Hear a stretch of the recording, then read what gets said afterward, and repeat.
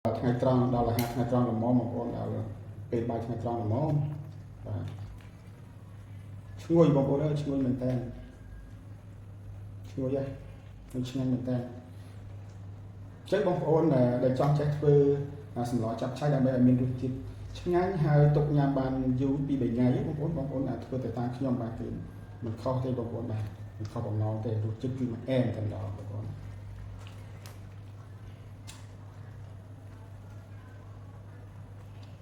ហើយបាច់ដាក់ទឹកច្រើនពេកទេបងប្អូនដាក់ទឹកច្រើនពេកអត់ឆ្ងាញ់គឺទឹកមកល្មមស្មើកាកស្មើបន្លែបងប្អូននេះតំណងហ្នឹងបងប្អូនបាទជំរាបសួរបងប្អូនពុកម៉ែបងប្អូនទាំងអស់គ្នាខ្មែរទូទាំងប្រទេសក៏ដូចជាខ្មែរនៅក្រៅប្រទេសបងប្អូនបាទ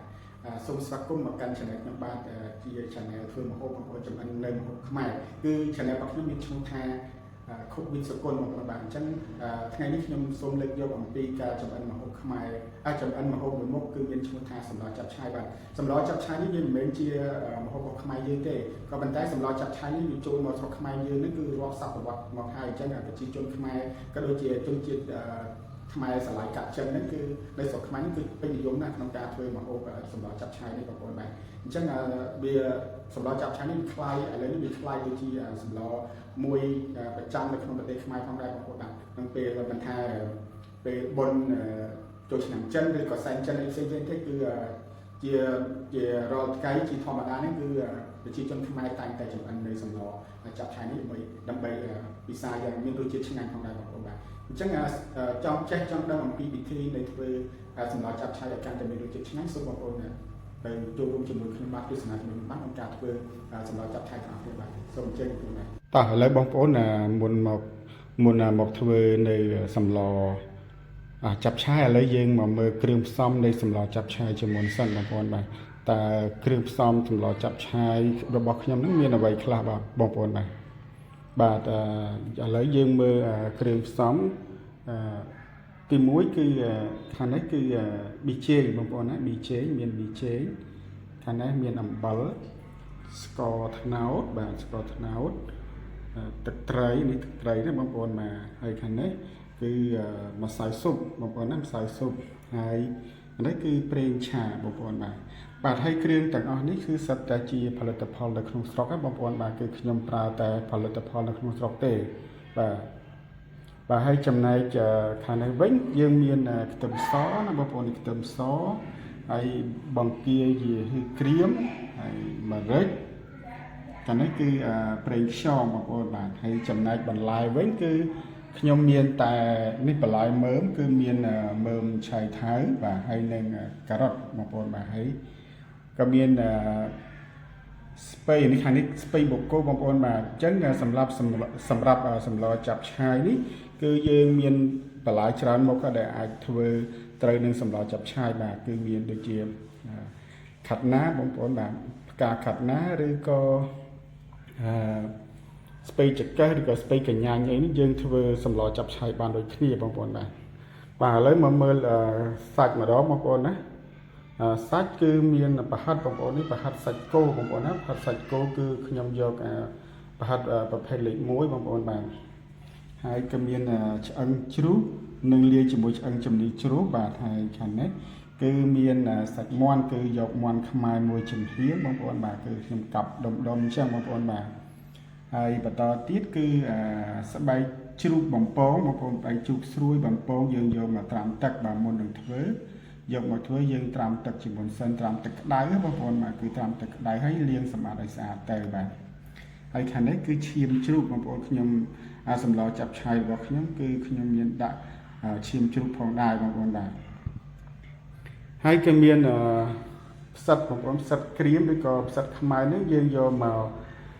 ត្រាំទឹកក្តៅបងប្អូនជាមួយនឹងស្បែកជ្រូកក្រៀមហ្នឹងយើងរួចហើយយើងលាងឲ្យស្អាតយើង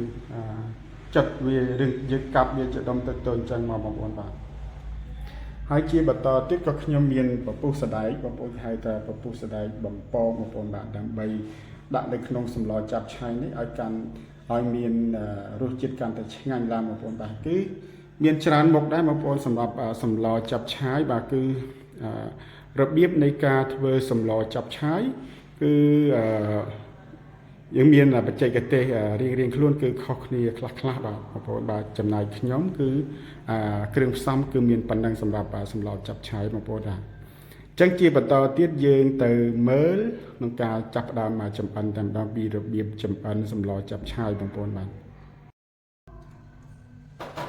បាទឥឡូវបងប្អូនយើងចាប់ផ្ដើមចម្អិនសម្លចាប់ឆាយរបស់យើងបងប្អូនបាទចឹងជាដំបូងយើងដាក់ប្រេងឆាសិនណាបងប្អូនដាក់ប្រេងឆាឲ្យក្តៅបងប្អូនបាទដាក់ប្រេងឆាឲ្យវាក្តៅសិនទៅហើយទើបយើងបំពងខ្ទឹមបងប្អូនបាទដាក់ច្រើនពេកទេបងប្អូនគឺដាក់តែមួយល្មមយើងធ្វើឲ្យយើងបំពងខ្ទឹមស្រួលទៅបានហើយបងប្អូនបាទចឹងដំបូងយើងដាក់បំពងខ្ទឹមសិនឥឡូវផ្ទះប្រេងឆានឹងផ្ទះនេះដាក់ក្តៅហើយយើងដាក់ចឹងយើងដាក់ចូលបងប្អូនបាទហើយដាក់ខ្ទឹមសចូលហើយបំពងវាសិនបងប្អូនបាទពងវាឲ្យឡើងឈ្ងុយឡើងក្រហមបាទចឹងយើងបន្តដាក់សាច់បងប្អូនបាទយើងចូលវាសិនទៅ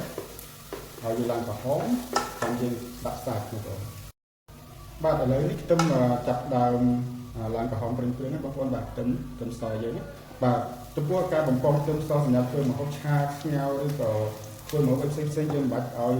ដាក់ឲ្យខ្ទឹមហ្នឹងក្រហមរហូតដល់ខ្លោចទេបងប្អូនបាទអញ្ចឹងដំបូងយើងដាក់តាគៀបងប្អូនណាតាគៀក្រៀមបងប្អូនណាតាគៀលាយជាមួយគេហៅថាតាគៀក្រៀមឲ្យវាម៉ឹកបងប្អូនបាទដាក់លាយទៅបំពងវាជាមួយខ្ទឹមសទៅណាបងប្អូនបាទហើយវាឡើងគ្រីមឈ្ងុយល្អទៅបងប្អូនហើយចាំយើងបន្តដាក់សាច់បន្តទៀតណាបងប្អូនប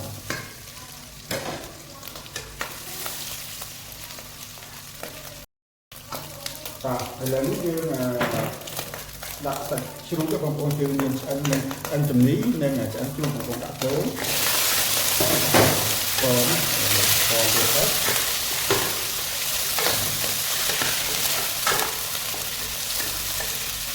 ជាបន្តទៀតយើងដាក់មាន់បងប្អូនទឹកមាន់ស្មៅយើងដែលកាប់ដុំហើយទេបងប្អូនបាទចាក់ចូល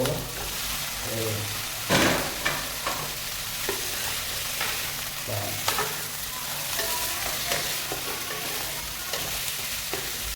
បាទឥឡូវជាបន្តទៀតយើងដាក់ដាក់គ្រឿងរបស់យើងគ្រឿងផ្សំរបស់យើងទាំងអស់តែម្ដងបងប្អូនបាទជាដំបូងនេះយើងដាក់គេហៅថាម្សៅស៊ុបបងប្អូនណាម្សៅស៊ុបគឺម្សៅស៊ុបក្នុងស្រុកបងប្អូនអត់មានម្សៅស៊ុបនាំចូលពីផ្ទះទៅទីអីណាបងប្អូនបាទគឺមានតែម្សៅស៊ុបដែលផលិតនៅក្នុងស្រុកបងប្អូនបាទតែអស់ទៅបងប្អូនបាទអត់មកនេះគឺជេងបងប្អូនណាជេងបាទតាមជេងក៏ផលិតផលស្រុកដែរបាទទៀតយើងដាក់អំបិលបងប្អូនសម្លឬក៏ម្ហូបកាត់ដូចយ៉ាងបើយើងអត់ដាក់អំបិលក៏អត់ឆ្ងាញ់ដែរយើងតែទឹកត្រីសិនគឺក៏មិនឆ្ងាញ់បងប្អូនណាឥឡូវយើងដាក់អំបិលទឹកត្រីបងប្អូនណាគាត់មកទឹកត្រីបងប្អូនណាទឹកត្រីនេះគឺឈ្ងុយល្អបាទតែជាផលិតផលរបស់ខ្មែររបស់យើងបងប្អូនបាទចឹងយើងដាក់ប៉ុណ្ណឹងសិនទៅហើយពេលក្រោយតាមយើងជួបសាប្រយើងថែមទៅតាមនឹងទៀតបងប្អូនហើយខាងនេះគឺជាស្ករត្នោតបងប្អូនបាទម្ហូប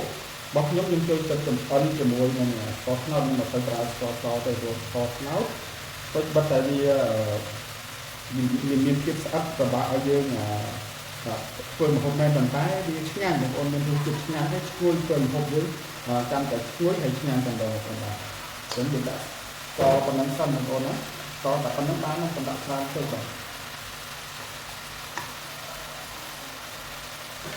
បាទហើយជាបន្ត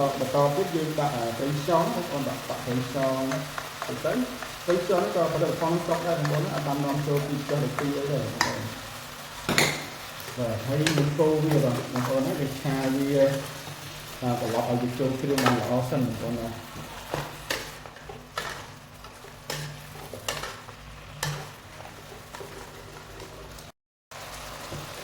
បាទឥឡូវយើងកូរឬក៏ឆាគ្រឿងសាច់ជាមួយនឹងគ្រឿងដែលយើងបានស្អំដាក់ទៅតែអស់អាហ្នឹងហើយយើងចូលជាតិគ្នាឲ្យបានសព្វសិនបងប្អូនណាចាំយើងបន្តដាក់លើសាច់ប្រហិតឬក៏បន្លែផ្សេងទៀតបងប្អូនបាទឥឡូវយើងក្រងដើម្បីឲ្យសាច់នឹងរងាស់ចូលជាតិជាមួយនឹង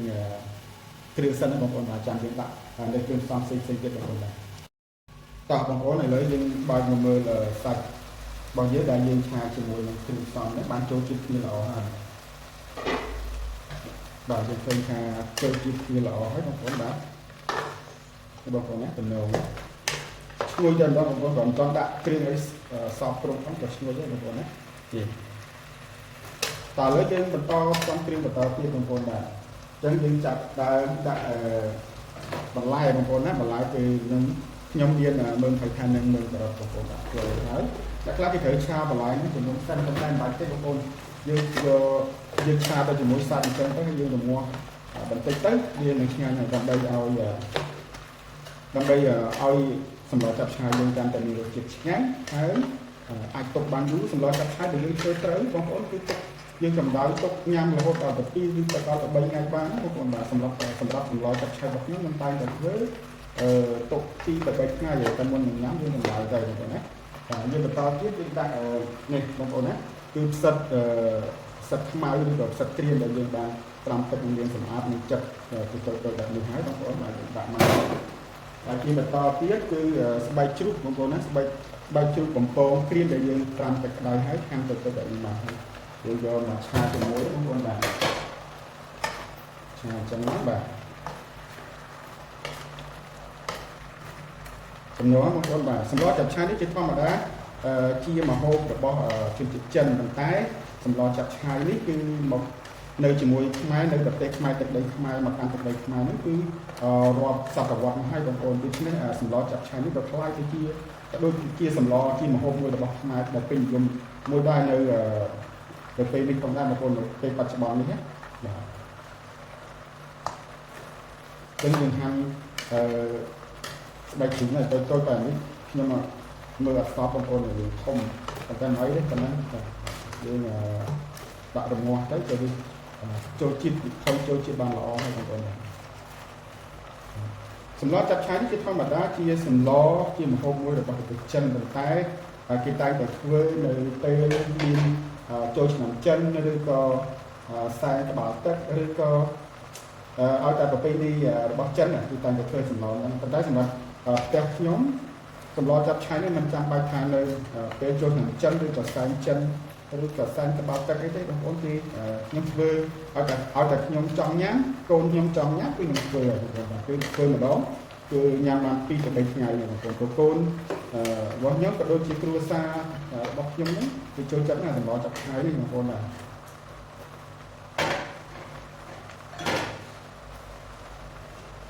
បាទឥឡូវនេះយើងក្របឲ្យរងាស់ឲ្យវាចូលគ្រឿងបន្តិចសិនបងប្អូនចាំយើងបន្តដាក់នៅបន្លែផ្សេងទៀតបងប្អូនដែរតោះបងប្អូនឥឡូវយើងសម្លយើងបានខ្ញុំរងាស់សាច់ជាមួយនឹងស្បែកជ្រូកសឹកអីហ្នឹងបានជាមួយបន្លែមួយដូចជាមើលថៃក៏អត់នេះឥឡូវបានចូលជាតិគ្នាល្អហើយបងប្អូនបាទអញ្ចឹងឥឡូវយើងចាប់ផ្ដើមដាក់គ្រឿងបន្តទៀតណាបងប្អូនបាទចាប់ផ្ដើមដាក់គ្រឿងបន្តទៀតបាទឥឡូវយើងធ្វើការដាក់ម្រេចបងប្អូននេះម្រេចអញ្ចឹងសម្រាប់សម្លចាប់ឆាយអាមេរិកនេះក៏បង្កើនរសជាតិធ្វើឲ្យសម្លចាប់ឆាយរបស់យើងកាន់តែឈ្ងុយមានរសជាតិកាន់តែឆ្ងាញ់បងប្អូនអញ្ចឹងយើងត្រូវប្រើអាមេរិកហើយអាមេរិកនេះក៏ជាផលិតផលស្រុកដែរបងប្អូនបាទគឺអត់មាននាំចូលពីក្រៅប្រទេសទីផ្ទះទី2អីទេបងប្អូនណាបាទឥឡូវយើងកូរវាហើយយើងឃើញថាបន្លែនិងសាច់ព្រមទាំងស្បែកជ្រូកផ្សិតអីហ្នឹងលំងាស់ឲ្យវាដាច់ទឹកព្រៃទៅឲ្យដាច់ទឹកទៅវាធ្វើឲ្យបន្លែនិងសាច់របស់យើងហ្នឹងវាចូលជាតិបានល្អហើយវាឆាប់ផុយបងប្អូនបាទ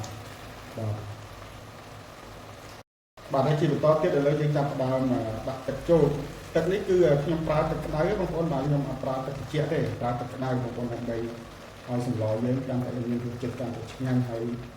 ទុកបានយូរហើយមិនប្រើចំណាយពេលវេលាក្នុងការរងាស់កន្លងទៅវាពុះហើយពេលយើងដាំទឹកក្តៅយកមកចាក់អញ្ចឹងគឺសម្លយើងចាប់ដើមពុះភ្លាមតែម្ដងបងប្អូនបាទបាទឥឡូវយើងឃើញនេះពេលខ្ញុំចាក់ទឹកក្តៅហើយយើងដាំពុះអញ្ចឹងមកសម្លរបស់យើងអត់ចំណាយពេលក្នុងការរងាស់តែមកទៅវាពុះទេឥឡូវសម្លយើងក៏ចាប់ដើមពុះភ្លាមតែម្ដងបងប្អូនបាទឥឡូវយើងក្របគម្របសិនដើម្បីរងាស់ឲ្យវាមកសន្ទុះទៀតបងប្អូនបាទចាំទើបយើងចាប់ដើមដាក់បន្លែនិងគ្រឿងផ្សំផ្សេងទៀតបងប្អូនបាទតោះឥឡូវបងប្អូនយើងមកដាក់គ្រឿងបន្តទៀតបន្លែហើយថែមបន្តទៀតបងប្អូនបាទ បាទលើសម្លរបស់យើងឃើញថាពុះល្អតែម្ដងបងប្អូនបាទហើយសាច់ក៏ឃើញថាផុយដែរបងប្អូនណាវាសាច់មាន់និងសាច់ជ្រូកនេះឃើញថាផុយល្អបាទឥឡូវយើងដាក់បន្លែជាបន្តទៀតបងប្អូនបាទនេះគឺស្ពៃបូកគោបងប្អូនបាទឥឡូវយើងធ្វើការដាក់បន្លែបន្ថែមបាទឆ្នាំងវារៀងតូចបន្តិចបងប្អូនបាទប៉ុន្តែសម្រាប់គ្រួសារខ្ញុំគឺប៉ុណ្ណឹងគឺល្មមហើយព្រោះពីអ្នកដេកប្រពន្ធហើយអ្នកកូនពីរប៉ុន្តែមិនអីទេយើងដាក់ទៅវាត្រង់បន្លែវាត្រង់ទៅវាអត់ពេញទេបងប្អូនបាទវាញោមបន្លែវាញោមទៅវាអត់ឡើងវាអត់ឡើងទេបងប្អូនបាទអត់ឡើងចឹងវាមិនពេញពេកទេបើពេលបន្លែវារញោមទៅ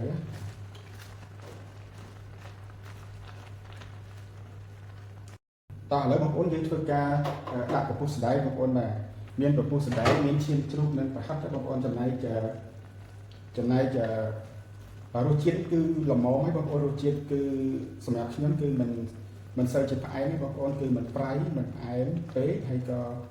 មិនសាបពេកគឺមកល្មមបងប្អូនបាទអញ្ចឹងសម្រាប់យើងធ្វើសម្លចាប់ឆាយនេះសម្រាប់តម្រូវរសជាតិទៅតាមគ្រួសារនីមួយៗរបស់បងប្អូនទៅបងប្អូនចង់ផ្អែមក៏ដាក់ស្ករបន្ថែមទៀតទៅបាទចង់ប្រៃក៏ថែមទឹកត្រីអីបន្តិចទៀតទៅបងប្អូនបាទខ្ញុំល្មមហើយគឺមិនឲ្យប្រៃមិនឲ្យផ្អែមហើយក៏មិនឲ្យសាដែរបងប្អូនគឺមិនល្មមបាទឥឡូវនេះយើងធ្វើការកាត់ពពុះសណ្ដែកតូចៗនេះដាក់បងប្អូនបាទយើងកាត់ដាក់ទៅបាទពពុះសណ្ដែកនេះយើងយកមកបង្កងជាមួយសិនតែយើងយកមកដាក់សម្លចាប់ឆាយមួយទៅវាឆ្ងាញ់បងប្អូនបាទ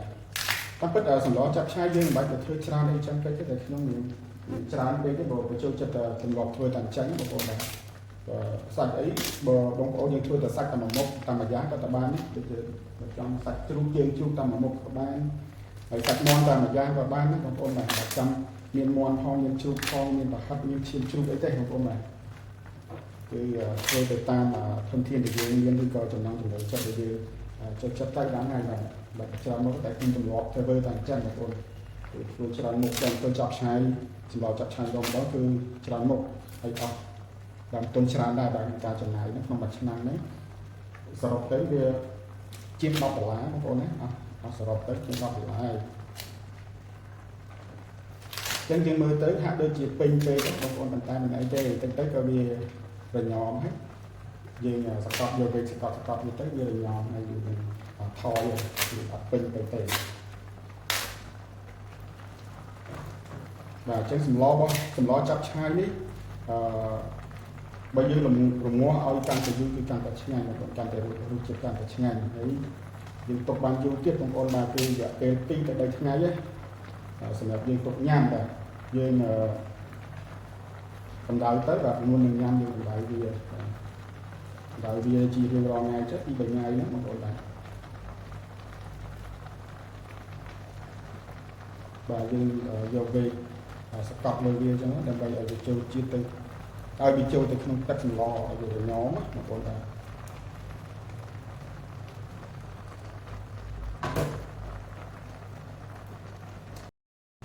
ឥឡូវបងប្អូនយើងដាក់ប្រហិតទេបងប្អូនបាទដាក់ប្រហិតសាច់គោនេះបងប្អូនណាប្រហិតសាច់គោដាក់ប្រហិតសាច់គោចូលហើយតោះមកគឺឈាមជ្រូកបងប្អូននេះឈាមជ្រូកណាបងប្អូនឈាមជ្រូកបាទឥឡូវយើងដាក់ចូល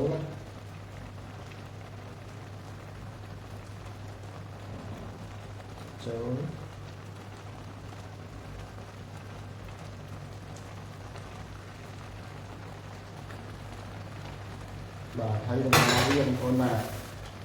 រំងាស់វាបន្តិចទៀតទៅដើម្បីឲ្យប្រហិតនិងឈាមជ្រូកនេះវាឆ្អិនល្អបាទហើយរសជាតិអីល្មមហ្នឹងបងប្អូនភ្លក់រួចហើយគឺរសជាតិល្មមចុងក្រោយយើងនៅតែដាក់ជីទេបងប្អូនមានជីស្លឹកខ្ទឹមបងប្អូនបាទជីរណា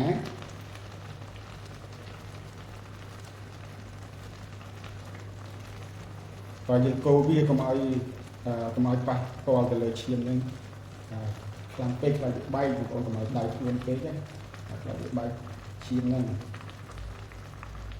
យើងធ្វើក្នុងកូរក្នុង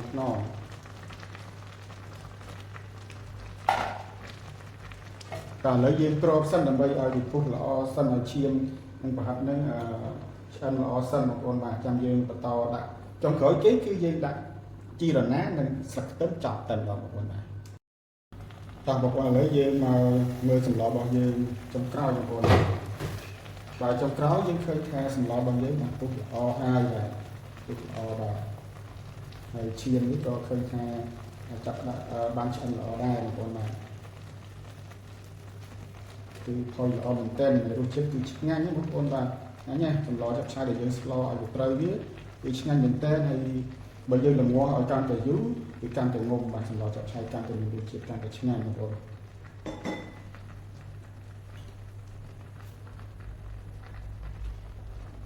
បាទពុះបានល្អហើយយើ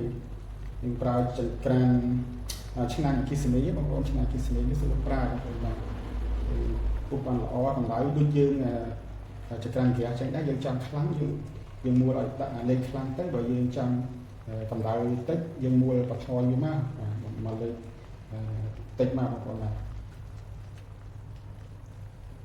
តែរសជាតិឆ្ងាញ់មែនទែនបងប្អូនបាទហើយជាចុងក្រោយនេះបងប្អូននេះយើងដាក់ស្លឹកខ្ទឹមហើយនិងជីរណាបងប្អូនគឺកុំភ្លេចដែរបង្កើនរសជាតិសម្លចាប់ឆាយហើយធ្វើឲ្យសម្លចាប់ឆាយរបស់យើងកាន់តែមានរសជាតិកាន់តែឈ្ងុយឆ្ងាញ់បងប្អូនបាទជួយដាក់ចូលទៅបងប្អូនបាទហើយយើងក្របទុកវាបន្តិចទៅដើម្បីឲ្យវាឆ្អិនជាមួយនឹងជីរណាចូលក្នុងសម្លហ្នឹងបាទជីរណាទឹកស្លឹកខ្ទឹមហ្នឹងឲ្យវាចូលជាតិជាមួយនឹងសម្លចាប់ឆាយរបស់យើងបងប្អូនបាទចឹងយើងធ្វើការក្របទុកបន្តិចទៅបងប្អូនបាទ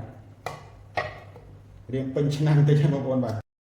តោះបងប្អូនឥឡូវយើងមកមើលសម្លចាប់ឆាយយើងបាទជាបន្តទៀតទីចុងក្រោយបងប្អូន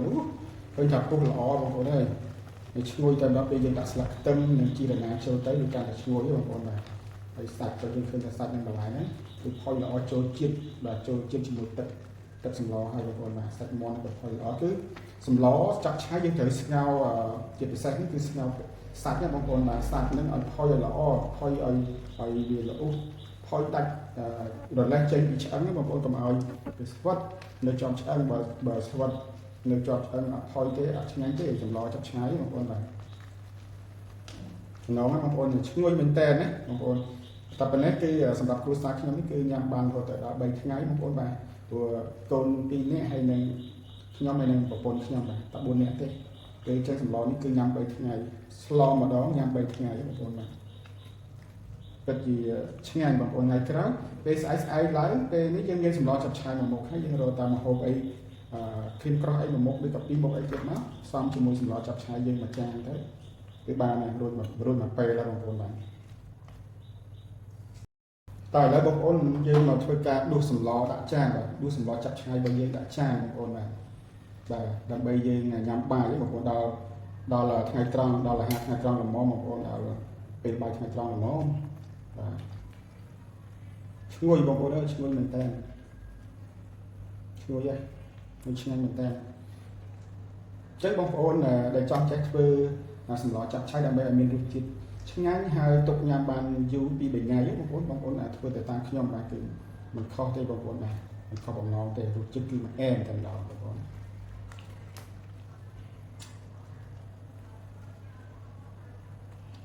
ហើយមិនបាច់ដាក់ទឹកច្រើនពេកទេបងប្អូនដាក់ទឹកច្រើនពេកអត់ឆ្ងាញ់គឺទឹកមកល្មមស្មើកាកស្មើបន្លែបងប្អូនណាតំណងណាបងប្អូនបាទអូខេចឹងការធ្វើសម្លចាប់ឆាយរបស់ខ្ញុំគឺមានតែប៉ុណ្ណឹងបងប្អូនគឺចាប់ត្រឹមនឹងឯងបងប្អូនបាទចឹងចាំជួបគ្នានៅវីដេអូនៃមុខម្ហូបថ្មីប្លែកៗជាបន្តទៀតបងប្អូនបាទខ្ញុំបាទក៏សូមអរគុណក្នុងការចូលរួមទស្សនាបាទហើយការធ្វើ